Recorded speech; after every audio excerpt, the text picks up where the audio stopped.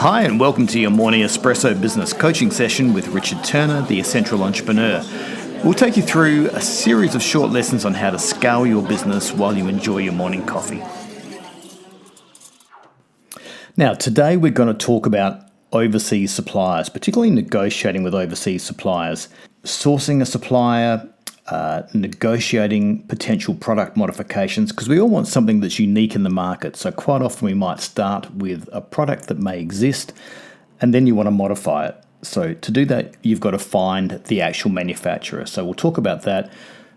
Talk about building a relationship with a supplier, negotiating minimum order quantities. If you've tried importing before from overseas suppliers, you'll always be hit with you have to buy a container. Well, I'll talk about ways that you can negotiate that.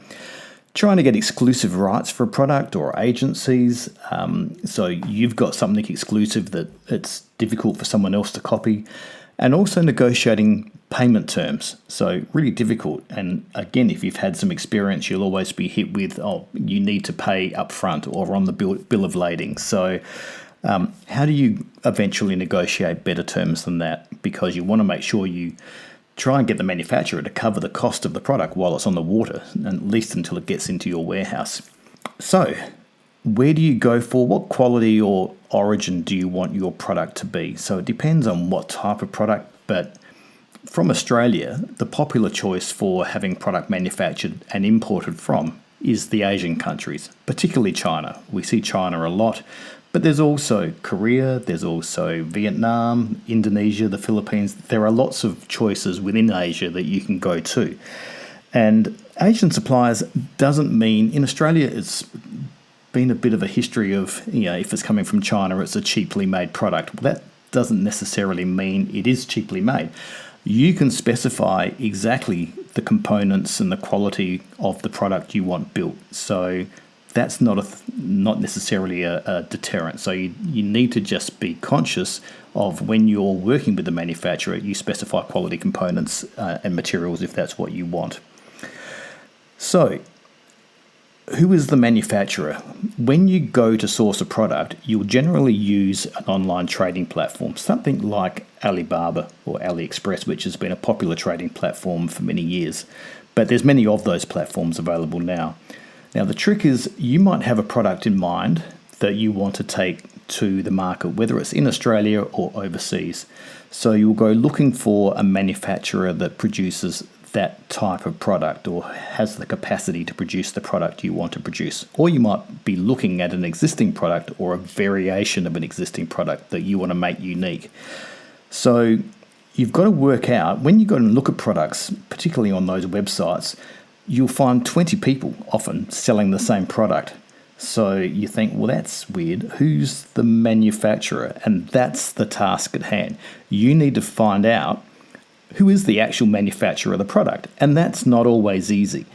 So you need to get online. You need to talk to these manufacturers. A good way to test them or test their manufacturing capability is actually talk to them about variations of the product. If they find that challenging and they just want to sell you the product that's online, then chances are they're not the manufacturer. If you suddenly find someone who can easily and quickly modify a product, then the chances are you probably have found the manufacturer, and that's the person you want to negotiate with. But quite often, I would recommend, at least in the early stages, is to get over there and see their factory. Make sure they are the manufacturer, and then you can start having conversations with them about the modifications they can make and things that can make the product unique. And also use that time to build a relationship with them. You want to build a relationship, you want to go out for dinner, have drinks, celebrate your new business partnership, get them excited. But don't forget, you've got some hard negotiations that you need to do. So one of the challenges you have when you have an overseas supplier and you want to buy a small quantity, they'll say, no, you have to buy a container load. Now, if you've had experience, I'm sure you've seen that. You get always confronted with, no, you have to buy a container load. And that might be hundreds of thousands of dollars. Maybe it's $1 million to just test a product in the market. Well, of course, you're not going to want to do that. So that's going to put a lot of people off immediately. So you need to negotiate these things. Now, The way that's always worked for me, and I'm sharing my experience here in negotiating with overseas suppliers, is you have to convince them we're in a partnership together. You have to look them in the eye and actually really make them understand this is where the benefit of going over there and talking to them comes into play.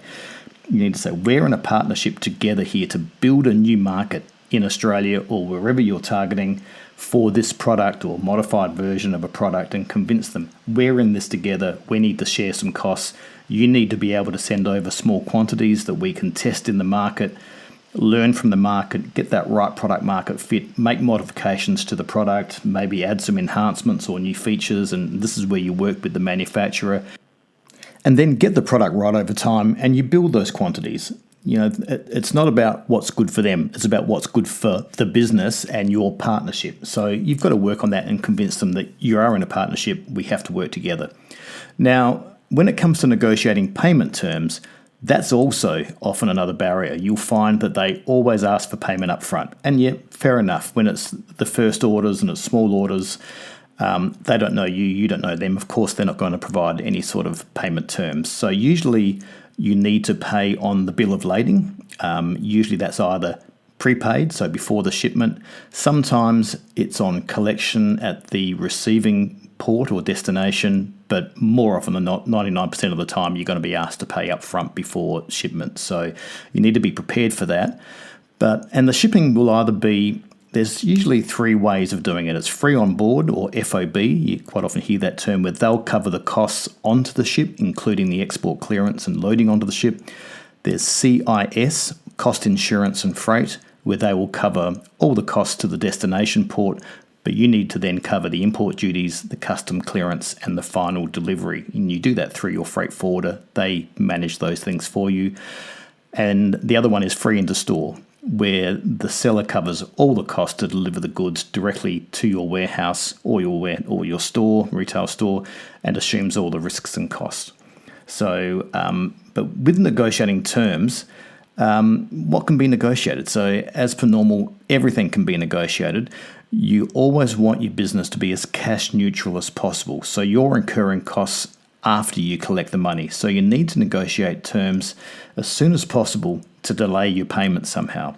So you want to cover the time the goods are on the water at least. So if you're importing from China, the goods are going to be on the water for 3 or 4 weeks before they get received into the port, whatever the destination port is within Australia.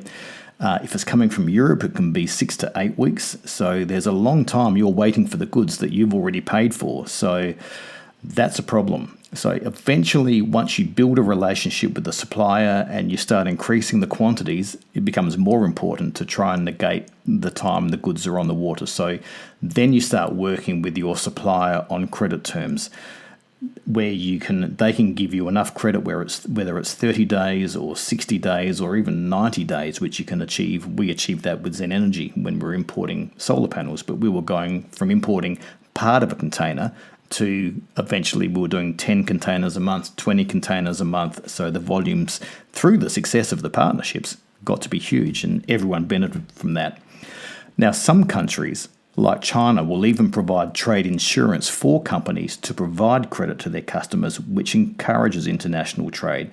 But at some point, your supplier needs to assess their own risk in supplying you, assess the relationship, and provide you credit terms to supply. So there's some key things in building a relationship with an overseas supplier.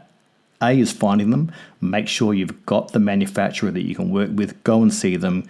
Make that product unique for the market you're working in. Negotiate an agency so you have exclusivity rights to the product. Work on the trading quantities, that minimum order quantity initially, so you're not paying too much money for these goods to test in the market. And then over time, negotiate your terms. They're the keys to success, the fundamentals to success in working with an overseas partner. Thank you for listening today. We'll catch you on the next episode.